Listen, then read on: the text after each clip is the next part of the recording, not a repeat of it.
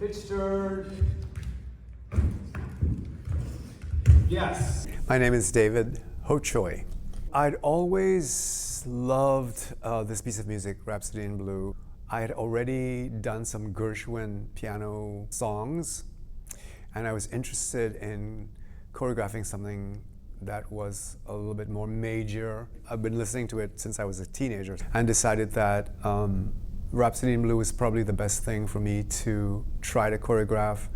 And I thought that it would be a good vehicle for the dancers in the company at the time. A lot of my early training was jazz, and I really wanted to have that opportunity to try and incorporate jazz movements into this piece. So that's how it started.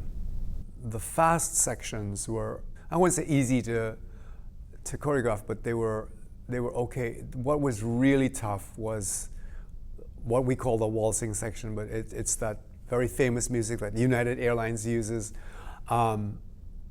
Very, very difficult, because I really wanted to be like kind of a Hollywood scene where these couples come out in these beautiful costumes, all in blue, waltzing. What was very, very difficult was to sustain that level of adagio, of softness, and sustain it all the way through that beautiful, beautiful piece of music, because it's kind of like floating on a cloud. I guess that's why United Airlines uses that music. And I think the dancers a lot of them are very young, so I love their youthful energy, and it's really nice to see other bodies inhabit the work.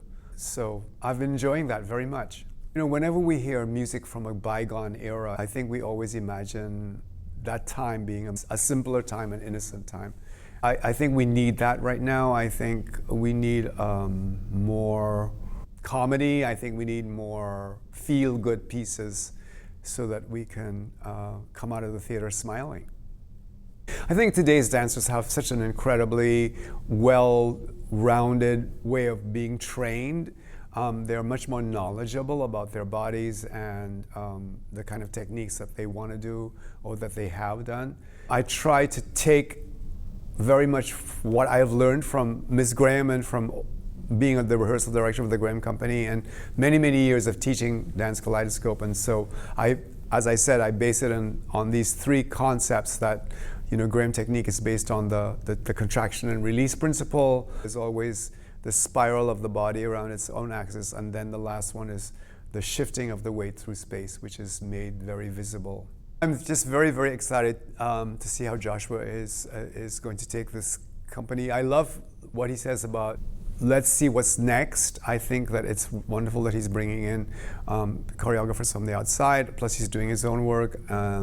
It's really wonderful to see the new dancers that have come into the company, and I'm very, very excited to see how he's going to establish a new kind of rep and a new image for Dance Kaleidoscope in Indianapolis.